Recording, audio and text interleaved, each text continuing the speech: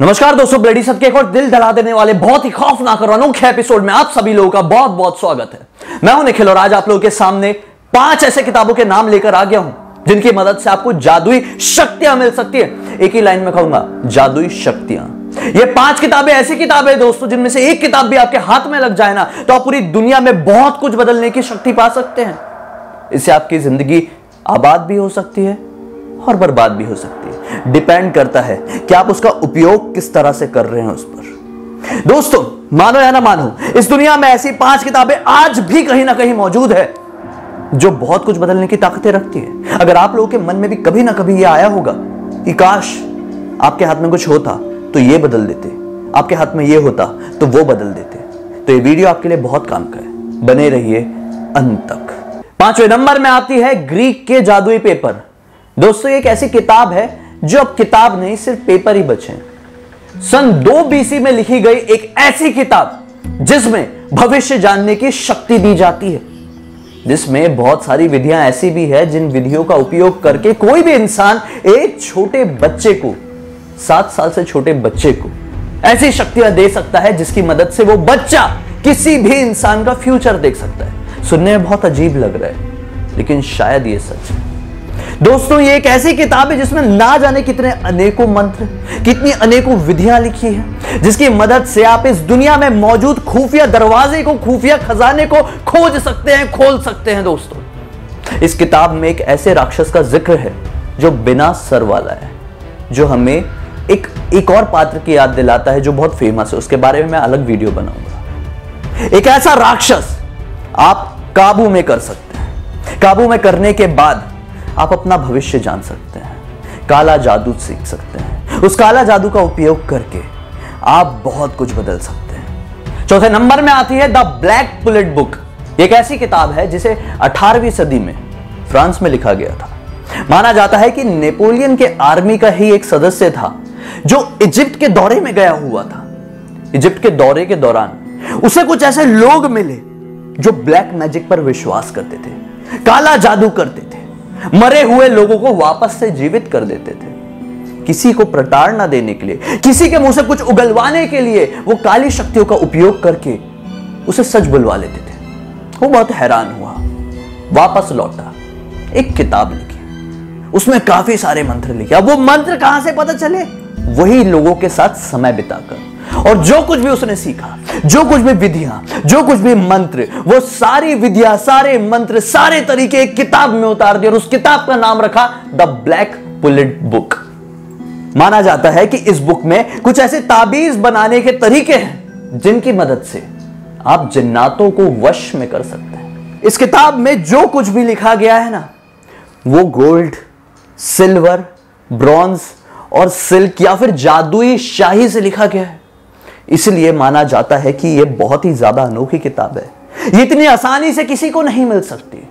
इसके लिए बहुत पापड़ बेलने पड़ते हैं मेरे दोस्त। ये एक ऐसी किताब है जिससे बनाए हुए ताबीज को अगर आपने किसी की भी शरीर में टच कर दिए, माना जाता है कि सामने वाला सिर्फ सच उगलेगा। वो एक फिल्म थी ना गोविंदा की, बस वैसे ही। जस्ट इमेजिन, अगर आपको ये किताब मिलेगी तो आप इस किताब का उपयोग करके सबसे पहले ताबीज बना के किसके ऊपर यूज करेंगे? कमेंट सेक्शन में जरूर बताइए दोस्तों। इतना ही नहीं, इस किताब की मदद से बनाए गए ताबीज का उपयोग करके आप किसी भी खतरनाक से खतरनाक जिन्नात को अपने वश में कर सकते हैं। अब जिन्नात क्या है मत पूछना, मैं अपने कई वीडियोस में इनके बारे में बता चुका हूं डिटेल में। तो आप लोग क्या वश में करना चाहेंगे? क्या पॉसिबल है? आपको क्या लगता है? इसके बारे में भी कमेंट सेक्शन में जरूर बताना। 3रे नंबर में आती है आर्स अल्माडेल। माना जाता है कि एक ऐसी किताब है जिसे माना जाता है कि 16वीं शताब्दी के आसपास लिखा गया था। इस किताब को किसी अनजान इंसान ने लिखा था। हैरान होने वाली बात है कि उस इंसान का पता आज तक किसी को भी नहीं चल पाया है। एक पुराने घर की जब छानबीन की जा रही थी तो ये किताब किसी व्यक्ति को मिली थी और किताब के मिलने के बाद उसकी जिंदगी में बहुत बड़े बदलाव आ गए थे। इसी वजह से उसने इस किताब को एक पुरानी लाइब्रेरी में बेच दिया या छोड़ दिया। उसके बाद से ये किताब जिस किसी को भी मिल रही थी उसकी जिंदगी में कभी अच्छे बदलाव आ रहे थे तो कभी बुरे। अब ये किताब बहुत ज्यादा फेमस हुई, फिर समझ में आया कि इस किताब में कुछ ऐसी विधियां लिखी गई है जिनकी मदद से आप इसी पृथ्वी में, इसी दुनिया में मौजूद कुछ ऐसे दरवाजों को खोल सकते हैं जिनकी मदद से आप सीधे सीधे एंजल से कनेक्ट हो सकते हैं, फरिश्तों से कनेक्ट हो सकते हैं। ऐसे फरिश्ते जो आपकी जिंदगी बदल सकते हैं। उस किताब में 4 अलग अलग तरह के फरिश्तों से मिलने के तरीके लिखे गए हैं। यह भी लिखा गया है कि कब कौन से फरिश्ते को बुलाना है और कौन से फरिश्ते से क्या काम करवाना है। हैरान होने वाली बात है कि एक किताब में कैसे ये लिखा होगा जिसकी मदद से आप एंजल को बुला सकते हैं। मैं तो दंग हो गया। लेकिन ये किताब एक ऐसी किताब है जिसकी मदद से आपने किसी भी फरिश्ते को बुला लिए तो फिर आप अपना जो काम चाहे वो उनसे करवा सकते हैं। दूसरे नंबर में आती है पिकाट्रिक्स। ये एक ऐसी किताब है जिसे 15वीं से 16वीं शताब्दी के आसपास लिखा गया था। इस किताब को अरबिक लैंग्वेज में लिखा गया है।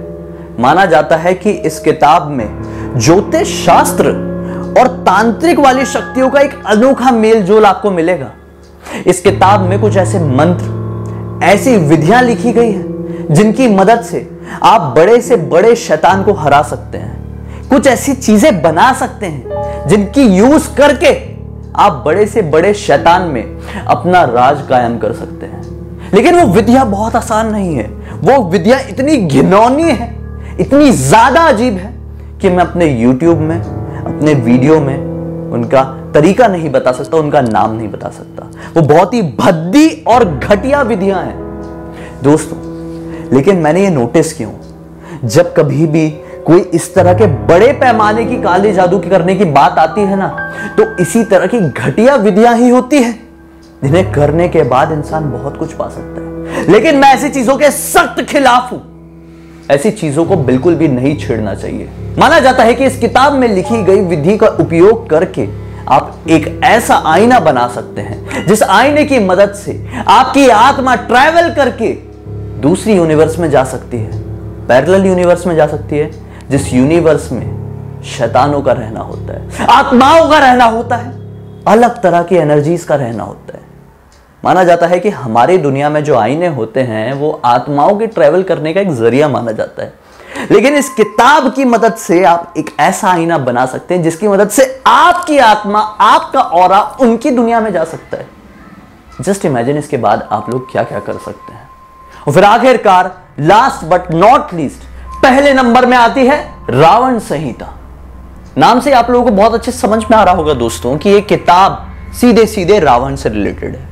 एक ऐसी किताब जिसकी रचना रावण ने खुद अपने हाथों से की थी। जस्ट इमेजिन वो किताब कितनी अनोखी होगी। एक ऐसी किताब जो इस दुनिया में मौजूद सबसे पुरानी किताबों में से एक है। इस किताब के अंदर ज्योतिष शास्त्र और आयुर्वेद का एक ऐसा अनोखा संगम है। जिसने भी इस किताब को पूरी तरह से समझ लिया ना, उसके अंदर कुछ ऐसी चीजें आ सकती है, ऐसी शक्तियां आ सकती है जिसके बारे में मैं तो वर्ड्स में एक्सप्लेन कर ही नहीं सकता, ना कोई समझ सकता है। लेकिन रावण संहिता आज आप लोगों को बहुत सारी जगह अवेलेबल मिल जाएगी। लेकिन जो इसकी वो बोलते हैं ना ऑथेंटिसिटी है, इसके बारे में हम नहीं कह सकते। इसके बारे में तो दुनिया में कोई बता ही नहीं सकता, क्योंकि रावण संहिता के नाम पर बहुत सारी नकली किताबें, लगभग सारी नकली किताबें दुनिया में मिल रही है। जो पुराने जमाने के लोग हैं, जो मतलब पीढ़ी दर पीढ़ी ऐसी चीजों के ऊपर रिसर्च करते थे, उनका यह कहना है कि रावण संहिता की असली किताब का एक जो वर्जन है वो सिर्फ और सिर्फ उत्तर प्रदेश के एक छोटे से गांव में ही मौजूद है। लेकिन वो किसी को भी मिलना इतना आसान नहीं है। माना जाता है कि रावण संहिता ये जो किताब है, इसके अंदर शिव तांडव स्तोत्र और रावण संहिता के बारे में ही मेनली बताया गया है, और जो दूसरी चीज है वो थोड़ी नॉर्मल है। लेकिन दोस्तों जस्ट इमेजिन, अगर ये किताब किसी भी इंसान को मिल जाए तो उसके अंदर किस तरह की शक्तियां आ सकती है।